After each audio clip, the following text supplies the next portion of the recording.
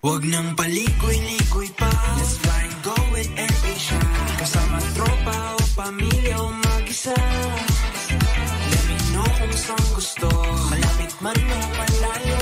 Kahit ilan pa ang baggage mo, let's fly and go. Tara na, let's fly and go. Presyong kayang-kaya mo. Mura nga, world's best low-cost airline to. Take you anywhere you want. Pinas man o ibang bansa. Book mo na with your add-ons pa. Let's fly and go. Let's fly and go. Boracay man o Cebu. Book a trip for your next view. Let's fly and go. Let's fly and go. Rekta full trip sa Japan. Puso Seoul, let's keep up fun. Let's fly and go. Let's fly and go. Book your flights now via AirAsia Move. Wag mo sabihin radyo. Wag mo sabihin radyo. Sabihin mo. Sabihin mo. Energy. Energy. Cheers, miss! Dabaglita! With Tita Cora and Kapitana Sisa. Same, pero iba. We are number 106.7 Energy FM. Pangga! Sinusubok O, yung ano? gamot ko. Hingal. O, diba? Pangga, wag mong sabihin radyo. Sabihin mo. O, diba? Sa mga kabubukas pa lang mga radyo at sa mga nakatutok pa lang via our Oo. Energy FM Facebook page. Ayan. At syempre sa mga manonood sa ating Team Replay on YouTube channel and on TikTok. Ako Yes. po si Kapitana Sisa. At ako naman po ang inyong Tita Cora. At ito pa rin ang Baklita sa Woo Woo Woo! Hi po sa inyong lahat dyan. At syempre, hindi na natin patatagalin pa, Mare. Dahil madami-dami itong gagawin natin. Oo nga. Pero may babatiin ka ba? Mamaya na ko babati. O sige, eto na Habang muna. hinihingal ka, Mare. Dahil, ayan, 2 bola po ang ating Oo. bubunutin para sa ating Bingo Plus Panalo. Hati yan sa atin ang Bingo Plus, Bingo sa Saya, Plus sa Panalo. O, eto na, Bing Bing Pasok. Pangga Bingo Plus Panalo! Pasok. Bakla-bakla. Ayan, nakakaloka to the highest level. Ayan, ang aming bubunutin po ay para sa programa ni Lindsay. Lindsay, o, diba? Bakit Yan sa po pagkakamukha mo parang ang laki yan ng po yung- bibig? Diba? Irma Daldal ang peg. Diba? O, eto na para sa programa ni Lindsay. Ang numerong aming binunot at aming palalabasin ay, ano? 19. Yes. O, diba? It's 19. Diba? Tandaan niyo yan para sa programa ni Lindsay. Ang numero na inyong dapat hulaan mamaya sakaling matapat kay Lindsay ang roulette, ang paiikutin ni Kuya Chico, ay 19. O, diba? Tandaan niyo yung mabuti. Bubunot pa tayo isa pa. Sandali. Hindi na yan Oo. dyan. Andun na yan sa ano. Yes, Nandun okay. na yan. O, Next sabi. ball. Next bola balls. Asan na yon? O, diba? Eto na, wait. Ay, Ayan, nasa tabi. Ayan. Para naman po sa programa. multitasking ang mga akla. Gusto mo yun? Yung ikaw din ang kumukuha ng sariling bola. Next So, eto ball. na. Para sa programa ng Baklitas. Oh. Eto na. Ang numero, ang Lucky Bingo Plus number for the program ng Baklitas ay... Ayan. What the... Ayan. Ang Bingo Plus number para sa programa ng Baklitas. Ba't inikot ko yun? Ayan, umiikot lahat. Inikot lahat. Nakakaloka. Ay... 37. Para naman sa programa ng Baklitas, ang numero ayan, 37. dapat ninyong tandaan ay 37. Matabay lang po kayo mamaya at hintayin ang hudyat ni Kuya Chico kung saan, kailan kayo pwedeng tumawag para hulaan ang mga numero. At kung sakaling matapat naman po, ulitin ko lang kanina, ayan, sa, ayan, 19. 19 para sa programa ni Lindsay. Para naman sa programang Baklitas ay 37. Yan ang mapakaantabayanan nyo para sa ating Bangga Bingo Plus Panalo. Hatid pa rin sa atin yan ng Bingo Plus, Bingo sa Saya, Plus sa Panalo. Diba? Oh, Ay, teka lang, babati lang muna tayo, Mare. ay, nakita yung mga kamay kong. Ayan. Mga kamay ni Angelita. Yung mga kamay ni Angelita. Hindi mata, kamay. Naman. Oh, ano? Natigilan yung mga bakla. Correct. Nag-rest. Go, bate. Ay, Mare, batiin ko lang ang aking kaibigan na si Jerry Pinto dyan sa na nasa Pangasinan ngayon. Si Eugene Tadeo. Ayan, Eugene, hello! Mga friends. Tapos, batiin ko lang din, siyempre si Gerald. Ayan, si Gerald De Belen. Tama ba? Gerald De Belen, happy birthday sa'yo. Maraming salamat kasi pinili mo ang Baklita sa Energy FM para mag-celebrate ng iyong birthday. Ay, happy birthday. Yes, Mare, nanonood din sa atin ngayon si Nida Manzo. Kala ko si Nida Blanca. Sumalangit na sis, bakla ka talaga.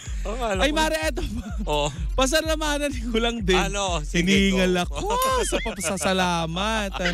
Si Miss Kel. Si Miss Kel, Mare, siya yung nag-give love on Christmas Day sa atin. Kahapon yung binigay niya yung mga Peanut kisses. Thank you so much. Miss Kel Terol, Miss Ken, ano po pangalan niya? Miss Kel Terol Aldan. Thank you so much. Yes. At syempre sa lahat ng ating mga panggana nakatutok, syempre sa ating Team Replays on TikTok and YouTube. Maraming salamat po. Yes, ano na today and chika mo for tomorrow. today's video? I have a kwento. Okay. Ayoko na nga. Bakit ang arte? Maarte ba yung ikikwento mo? Hindi naman maarte, Mare, pero punong-puno ng ganda ang gabi na ito. Yes. Bakit? Kasi nga, Mare, diba, nabigyan tayo ng pagkakataon na umattend ng Miss Universe Philippines 2024 sa Mau Arena. Oo nga pala. Kung saan kinoronahan nga, Mare, itong si Chelsea Manalo. Si Miss Bulacan. Yes. Ayaw kay Direk Daryl Yap na pinahirapan pa nga ni Michelle D para ibalanse yung corona. Yung puyat-puyat na nga daw yung kandidata at gutom. Pagbabalansehin pa ng corona. Oo nga naman, Michelle D. Bakit gano'n? Pero Mare sa gabing iyan, Mare, dalawang para nagpaksyon-paksyon ng mga tao sa reaction nila. Dahil nga, Mare, may mga natuwa pero may mga hindi rin natuwa. Saan kanino? Sa host, Mare, na si Alden Richard. Ay, bakit? Kasi nga, Mare, may mga pagkakataon doon na parang si Alden kapag nag-a-announce siya ng mga pasok sa top 20, mga ganon. Parang galit. Parang Kuya Will. Ay, talaga ba? Bigyan ng jacket dyan. Ganon. Ay, ganon? Oo. Nagbigay nga ng jacket? Hindi. Bagya. Sibo. Parang di bagay sa akin. Parang boses imaw. Ganon. Ganon ba yun? Hindi. Nakasigaw siya. Ay, talaga ba? Katunayan nga, Mare, ay ginawa pang ang biro yan ni Meme Vice Ganda sa Showtime. Talaga? Oo, na para daw galit ba daw tong si Alden kasi nga nakasigaw nga siya. Ay, baka naman hindi pumasok kasi yung mga bet niya, mga kandidata. Hindi. Hindi Ano? naman. Bet naman niya lahat. Pero yun nga, Mare, parang may mga netizen nga na hindi rin nga nagustuhan. Ang alin? Kasi di ba nasanay tayo, Mare, na kapag ina-announce yung top 20, top 10, top 5, di ba parang modulated yung voice, ang ganda ng pagkaka-announce. Itong kay Alden daw, may mga basher na nagsasabi na para daw nasa piyestahan. Nag-aano daw. Yun ang sabi ng mga ano. Pero alam mo, in person, nung nanood naman ako ng Miss Universe Philippines, magaling si Alden. Akala ko nabigyan ka ng jacket. Hindi naman. Char lang. I love you, Alden. Hindi, totoo naman, diba? Diba? Hindi, baka kasi yung standards ng mga tao when it comes to hosting, siguro nasanay lang sila kay Dingdong Dantes, like sila, sino pa to, Troy Montero, sila Casey Montero. Kasi diba, mga Inglesero sila ng taon. Actually, Mare, ang sabi nga nila, dapat nga si Team Yap na lang yung nilagay sa stage. Kasi si Team Yap naman, Mare, in fairness naman kay Team Yap, magaling naman siya nung gabi na yun. Tsaka very articulate, diba? Very fluent. Hindi naman natin sinasabi na hindi fluent, kaya lang parang siguro yun ang napansin siguro ng mga nanonood. At saka ano daw, may mga nagsasabi doon na parang si Alden bakit ganun, hindi uma-adlib, parang hindi ba siya marunong mag-English? May mga ganung chika. So, hindi siya nakikipag-usap, ganon? Hindi. Kasi Mari, di ba, nasanay tayo kapag hosting, may banteran, di ba? Mga ganon, sagutan. Kagaya ng ginagawa din natin sa radyo. May mga ilang mga netizen na nakapansin na bakit ganon, parang hindi masyadong articulative. Hindi nakikipag-interact doon sa mga co-host. Correct. Una po sa lahat, si Alden po ay host, hindi po siya contestant. Tama. Para maging articulative. Pangalawa, diba? Hindi naman siguro kasi yun. Tsaka it's a formal event, diba? Yes. siguro the reason why na tipong nagsistick lang siya sa script is because, alam mo yun, una-una formal nga. At saka, tapos, diba, inaayon niya yung kanyang pag-host doon sa mismong event, diba? sabi ng mga netizen, Kung nasa barangay lang naman din sila, edi binardagol niya lang. bakit nga daw siya nakasigaw? Ay, baka kasi masyadong mahina yung mic. Alam mo, Mare, ito meron akong sa mga netizen na hindi makaintindi ng hosting Sa aming mga host, may mga pagkakataon po na hindi po namin naririnig ang aming boses sa stage. Lalo na kapag mahina yung monitor na nasa harapan. Not unless singer ka na meron kang sa tenga, earpiece. Sila kasi walang ganun eh. 'Di ba? So maaaring 'yun ang dahilan kung bakit hindi kung bakit nakasigaw. Siguro kayo lumalakas. Hindi naman sigaw eh. Malakas lang yung boses niya kasi siguro feeling niya nga kung wala nga monitor sa harapan. Baka feeling niya masyado lang mahina yung boses niya. Kaya nilalakasan pa niya. Pero ang nasa katunayan, umaalingaw-ngaw na siya sa buong MOA Arena. Yes. Diba? Pero malakas yung boses ni Alden, pero hindi naman annoying, mga ganon. Pero yun lang. Porket ba naman, pag hindi nagsalita, sabihin nyo, pipi. Pag ganyan. Pero na Mare, pag hindi nakipag-usap, suplado. Mga ganon. Saan pa ba lulugar yung mga artista? Sa loob ng garapon? Diba? Si Alden nasa loob. Nasa banga. Ano to? Once upon a time? Lalaki sa banga. O, diba yung mga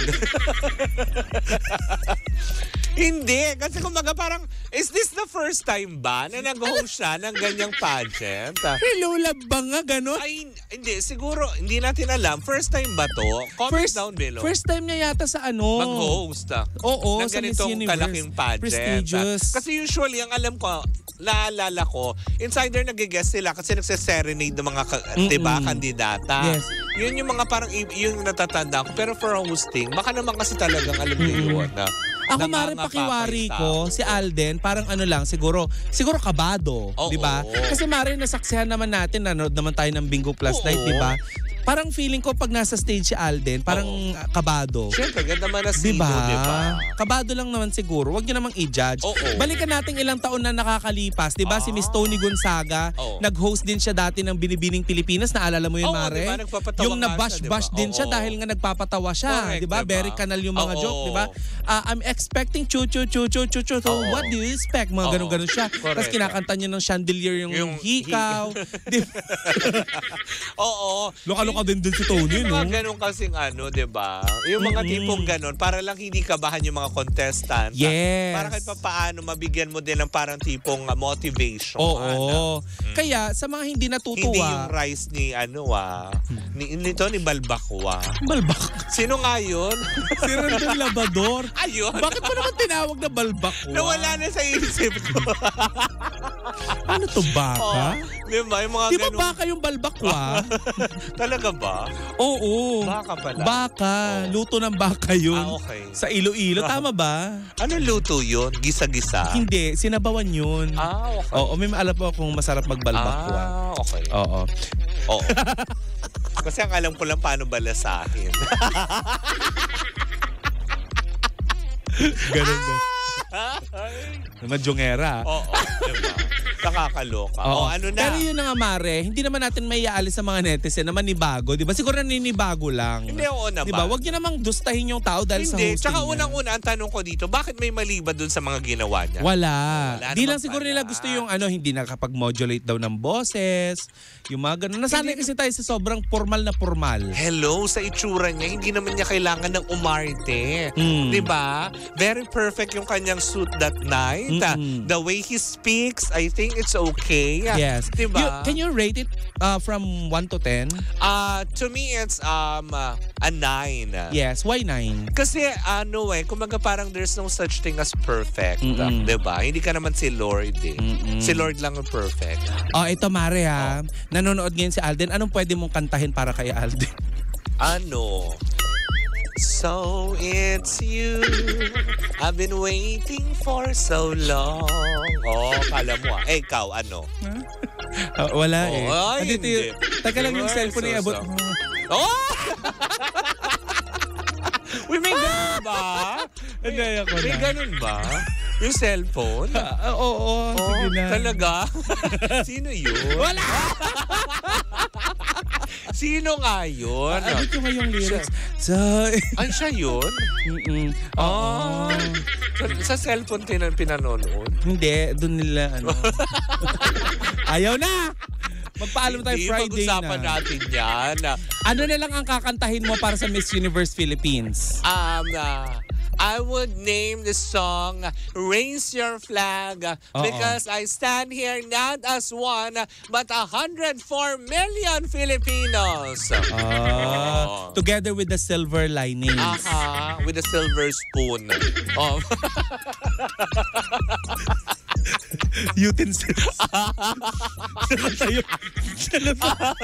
Nakatayo. Kasama mga utensils. Ano ka, Catriona?